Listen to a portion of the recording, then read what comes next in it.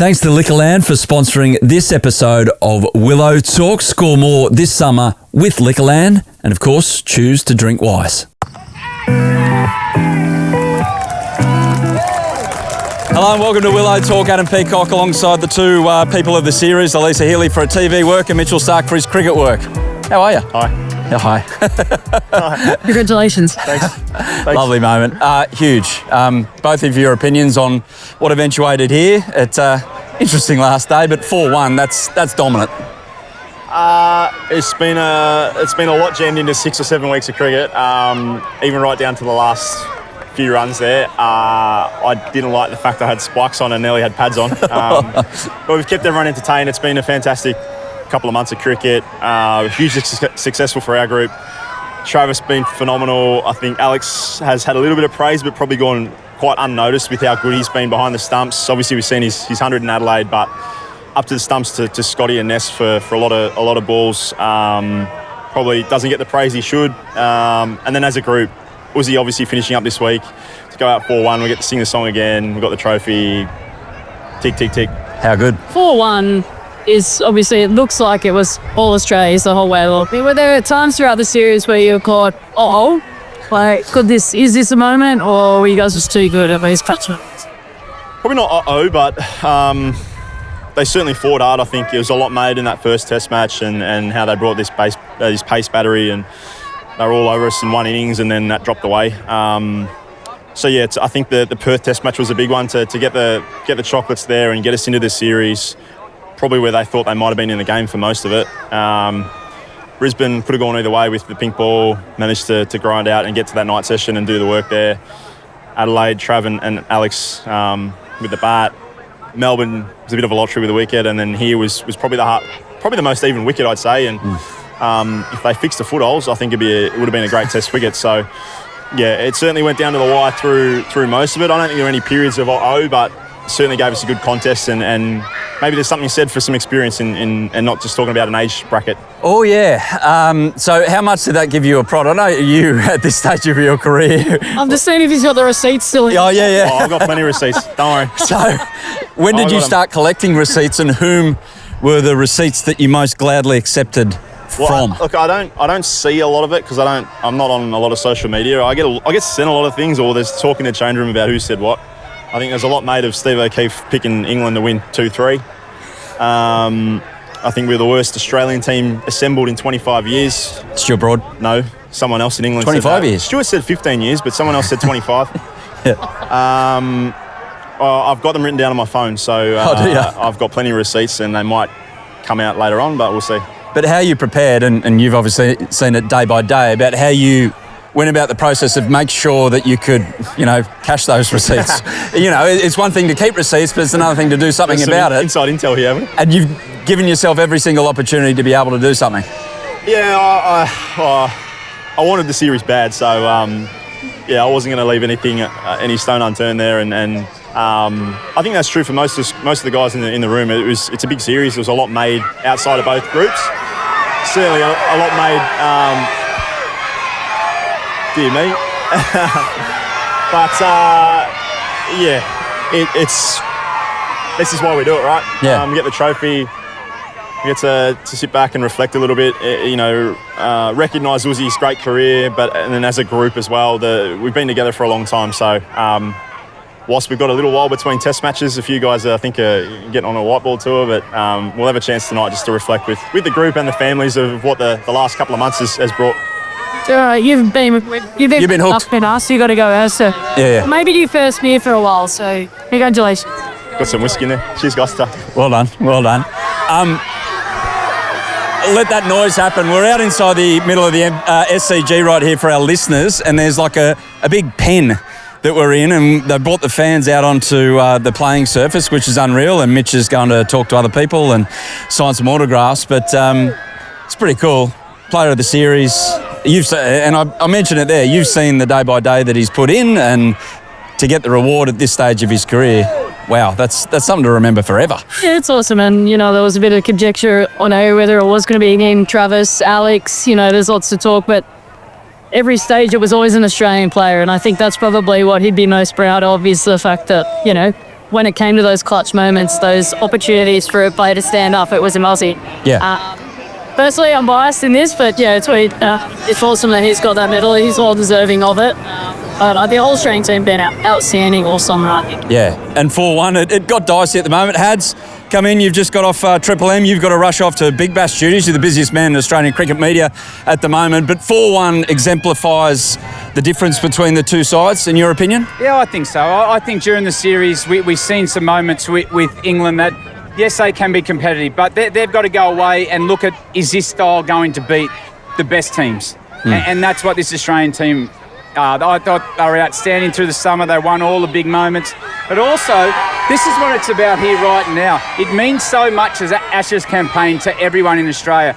And all these fans have stayed around. There's 28,000 here today. And just watching the players' faces, they're exhausted. They are absolutely cooked. They'll enjoy the time when they get in the change room, but they've got around to everyone. I tell you what about the fans Travis Head has? Yeah, I know. He's a common man. He's a man of the people. He's a very common man. Some of his supporters, I don't know how they let them in the ground. Hey, what about this last day? Just give us your summation of what happened on the last day and how tight it got at some stages, and nearly the biggest barbecue you've ever seen in your life with Alex Carey and Cameron Green. It showed if England had to maybe go another 30, 40 and 50, eke that out, Will Jacks doesn't get out of the way he does, and we can start tumbling around Jacob Bethel. So they would have been fascinating. It's never easy to hit the winning runs. I think we all know that. Yeah. Anyone who's played the game at whatever level, it's never easy. And in an Ashes series like this, which means a lot, getting yourself in the team over the line is bloody hard work. So I thought it was exciting, right? Mate, not as exciting for those kids where Mitchell Starc just walked past. Hey. They absolutely loved it. It is chaos out here. At least there's some manners today. I've heard a few pleases and thank yous. Fun. Well, the English must have gone home. Oh, no, she's big on that. She's big on that. Hads, your take on if it got really hairy for the Australians at that point? At any stage, did you feel like it was slipping away from them and into England's hands? No, not at any stage. I think the result was perfect. 4-1. England won the Test match in Melbourne. They deserved a result, but I think Australia dominated the series. I didn't think it was ever in any doubt today. There was a few moments where guys got nervous, and that can happen because it means so much to them. Yeah. And that's all you're seeing out there at the end. Guys just wanting to get it done, wanting to get back in the change rooms, but proud of all the players. We're here thanks to Liquorland, by the way. Score more this summer with Liquorland. Choose to drink wise. What was your Liquorland moment of the match overall? So Travis got man of the match. Mitchell got man of the series. Totally deserved, both. But your moment of the match, do you go Bethel's way or does it have to be an Australian, given we won the game? My moment of the match is Will Jackson's dismissal. Yeah. I think that actually changed the whole look of the game. I know Australia seemed probably ahead of it, but you think about how much that turned the fixture, and if those runs would have been crucial coming into today. So I think that, but if you want a positive one, I'll actually give it to Jacob Bethel. I think he played an outstanding knock on a wicket that, yes, was batting firmly, but it was doing a little bit, but he showed some great composure at a young age. Yeah, cool customer, isn't he, Hads? We're talking to him before, and he said something. We said, mate, how have you been preparing to play? Like, there's been no match practice. And he said, after every venue, I've been having a look and thinking the way I'd play and training how the venues, I should play at all those venues. And I thought, wow, this kid thinks about the game. But my moment of this match, I can go through the bowlers, the hundreds. I loved watching how animated Steve Smith was this match. I thought it was great fun and great theatre watching the way Steve Smith was. Even today as well. Yeah, I mean, ridiculous. But on Jacob Bethel, I had a point on that, is that he's been out here playing grade cricket in Sydney a couple of years back when he was a young fella, learning his craft, and he actually played for Sydney Cricket Club. He actually had his balls thrown to him by our mate Ash Dwyer, who is a well-renowned private coach here in Sydney. He actually contacted Ash before this series and chatted through a couple of different plans that he could utilise against some of this Australian bowling lineup, i.e. Scott Boland. Funnily enough, he executed that brilliantly in this Test match. His thoughts were getting outside the line, getting down the wicket a little bit, negate the LBW, who did that, stay back at times and wait for deliveries, not necessarily to cut, but to back foot punch to the offside, and that was his trademark shot throughout this innings. So you speak about experience, and he doesn't have a lot of it on the field, but his knowledge and his nous in that regard, to gain that extra little bit of knowledge and advice from guys who are experienced in this cricketing landscape, I think was huge. It shows the maturity of a young guy. The other thing, he had no demons about the way he should play. He hasn't been around the squad the whole time. Yep. And he came up with a plan on how he should play out there, not the style that the change room has wanted. Yeah. That maybe made a difference. Yeah, he ducked away, didn't he? In Brisbane, he went and played that A game and didn't work out in the first innings. He worked it out for the second innings and he proved his class right here. Australia, it's just immensely satisfying, especially for the senior players, the ones that are going on. They'll have this to catapult off going forward. A few months break from Test cricket. Just one on baseball before we go to a break and you duck off for Big Bash. I won't say it ends, the Brendan McCullum era. That would be a huge shock. But how does it twist? How do they bring it back a little and find some common ground about what we've talked about, their ex-players and their legends want and how it should be played and where it is at the moment? Go and ask Jacob Bethel. Just he's got the plan? Well, the way he played was exactly how you play Test cricket. There's good things of what Brendan McCullum's brought to this England cricket team. You got to remember when Brendan McCullum started, that they were in a mess. He got them thinking about winning again, and now it might be just time to reset, take the good bits out of it, but also just tinker a little bit with their style because they're not winning the moments they should. Yeah, I just hope, and I fear that this might happen in watching how they've reflected and reviewed on series gone by. I hope they don't just go, we won in Melbourne. I'm worried that might be the case because there's actually some really good stuff they've done throughout the series so far that they can take moving forward. But there's also some key stuff they need to learn from going forward if they want to jump up that World Test Championship ladder. They're sitting down near the bottom at the moment. So I hope they reflect properly. And if that core group of coaching staff stay together, then they can use that moving forward. He's got to be somewhere. I'm He's checking his watch. I'm on Big Bash. Thank you, Hads. Thank you very much. Heels is going to stick around for a short second segment. As we go to the break, though, earlier today, caught up with Glenn McGrath. This is the Pink Test for a very good reason. Raised a stack of money for the McGrath Foundation. Here is the legend. Yeah, the great Glenn McGrath is with me, and wow. Glenn, the response keeps on going up and up and up. I don't know how you guys with the McGrath Foundation set a target, but I don't know if you look at it and go, that might be too ambitious, but you've done it again. You must be over the moon with you and the people that help you out. Oh, exactly right. The team at the foundation, absolutely pumped. This is massive for us every year. 18th Pink Test, and it seems to get bigger and better every year.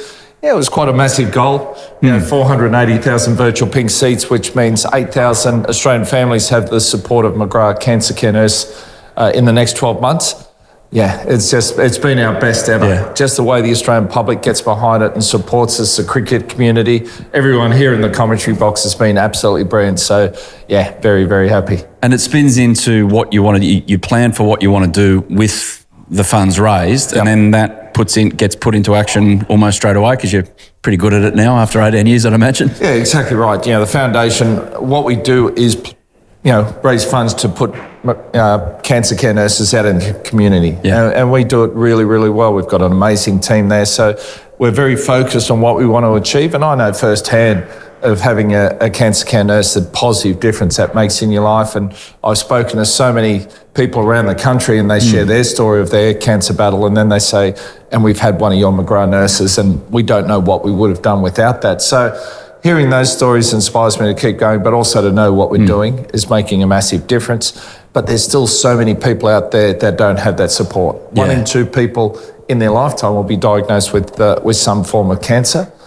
Which those numbers are scary.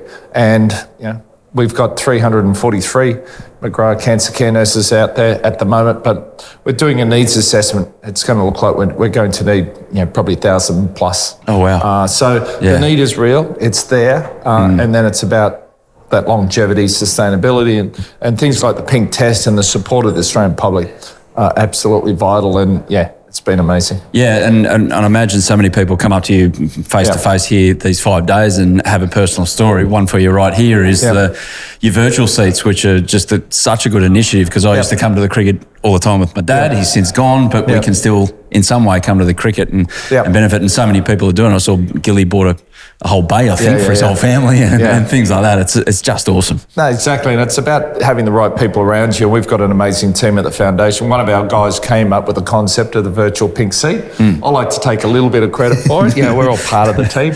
But it was during COVID when nobody could come along to the game. So they say, what's that saying? Out of adversity creates opportunity, or comes opportunity.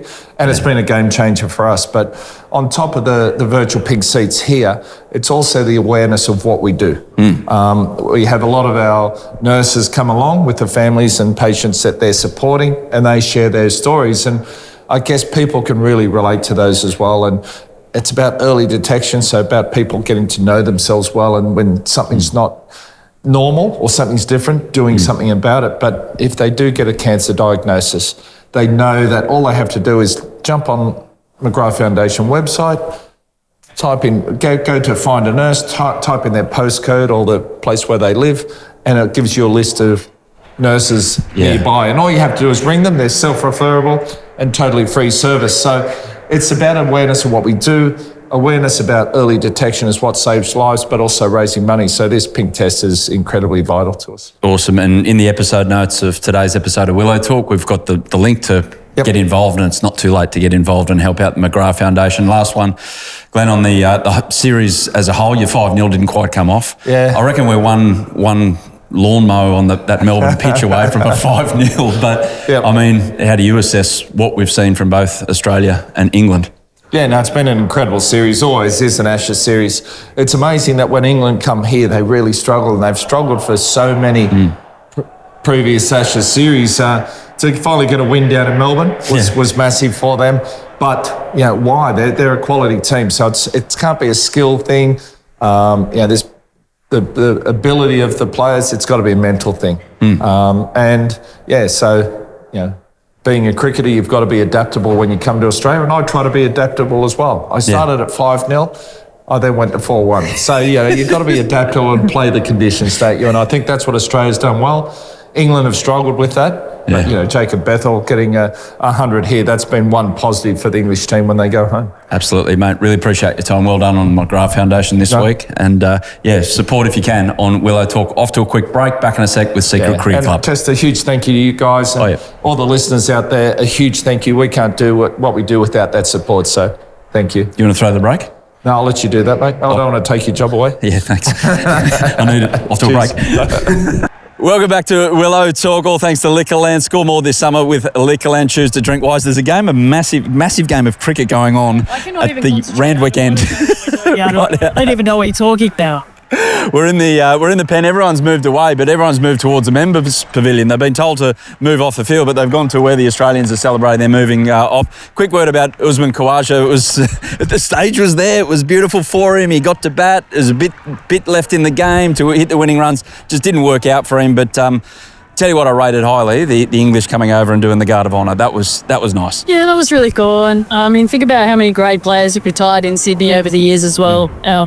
Notably an Ashes series as well. I think they're defining hope. It's a bit of Pelosi to get the set off that he did. Would have loved a little cheeky Reddick to get his team over the line, but to see him get another opportunity out there was really special. And I think the Sydney crowd turned up for that today, which was awesome. 28,000, I think it was here today. And then for the opposition to show their respect as well. I think it's a nice moment and shows what he means to the game as well and what he's done throughout his career. And also happy for Cameron Green to be there at the end. I know it feels like sometimes Willow Talk turns into a encouragement award service, but we can see, because you guys have taught me how difficult this game can be between the years with what it can do to you when things aren't quite going right. And Cameron's had some moments in this test match that have been not so good, one good one with a catch, but to be there at the end when a 4-1 is sealed, that's a nice feeling to take forward, and probably in his IPL sojourn to maybe help him there. Yeah, and you think about when the next test match is, it's August.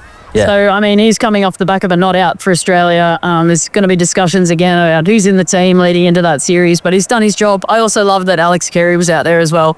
Yep. He had a brilliant start to his series, probably lost his way a little bit towards the back end with the bat in hand. He wanted to make more runs to cash in on his form, but to see them both not out at the end, I think it was a true fitting end to the series. You've got some WNCL just around the corner, so you've got a big fork in the road right now.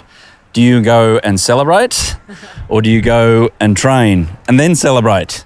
Which way are you taking? Well, it's Friday tomorrow, so it's basically the weekend. So I'll go and celebrate and back to work on Monday, leading into WNCL. Best when fresh, they tell me. I've actually really needed a bit of a break for my thumb, to be honest. So holding microphones a bit of nice we'll change up to catching brick also. I'll be back into the swing of things come Monday, and I look forward to a couple of games to the Breakers.